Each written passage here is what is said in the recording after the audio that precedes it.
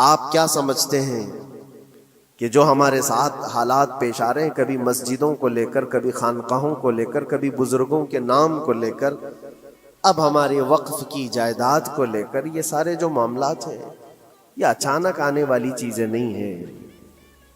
بھانپ لیا گیا ہے تمہاری پوری طبیعت کو، تمہارے مزاج کو، کہ فکر و عمل کی قوت ان کی ختم ہو چکی ہے.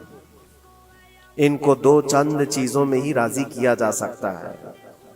دنیا یہ سمجھ رہی ہے جس کی وجہ سے کھلواڑ پر کھلواڑ ہوتے چلے جا رہے ہیں، اور ان کو یہ بھی پتہ ہے کہ یہ کچھ نہ کر سکیں گے. میرے عزیزو، آپ نا امید اور مایوس نہ ہو کہ ہم سے کچھ نہیں ہوگا. اللہ کریم چاہے تو ایک بندے سے بھی پوری دھرتی پر زلزلہ لا سکتا ہے. اور جو کچھ بھی معاملات ہو رہے ہیں اس کی ایک وجہ یہی ہے، ناموس رسالت پر تم نے ہلکے پن کا اظہار کیا تو پھر ہمارے سارے مسئلے داؤ پہ لگ جائیں گے. سارے مسئلے.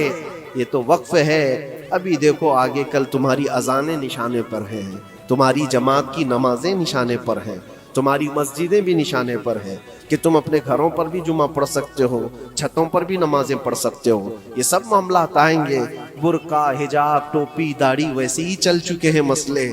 ہر چیز نشانے پر ہے. ارے تمہارے کھانے بھی نشانے پر ہے. تم کیا کھاؤ گے، کیا بچاؤ گے، یہ بھی نشانے پر ہے. یہ سارے مسائل صرف اسی بنیاد پر ہے. قوت فکر و عمل پہلے فنا ہوتی ہے جب کسی قوم کی شوکت پہ زوال آتا ہے. جو کچھ بھی ہوا ہے ہماری عزت و وقار میں کمی کا مسئلہ ان سے پھر جانے کی وجہ سے. نبی پاک سے تم دور ہوئے، یہ عزتوں اور وقاروں میں کمی ہے. اس چیز پر منتھن کرنا، اس چیز پر بیٹھ کر میٹنگ کرنا، اس سے پہلے میں چاہتا ہوں کہ آگے ہونے والے نقصانات سے پہلے اپنے آپ کو بدل لو. آگے جو بڑے حادثات آنے والے ہیں، آگے جو بڑی آندھیاں آنے والی ہیں، اس سے پہلے اپنے دروازے ٹھیک کر لو، اپنی زندگیاں سدھار لو. جو ہو گیا ابھی یہ نقصان تو بہت بڑا نقصان ہے امت کا.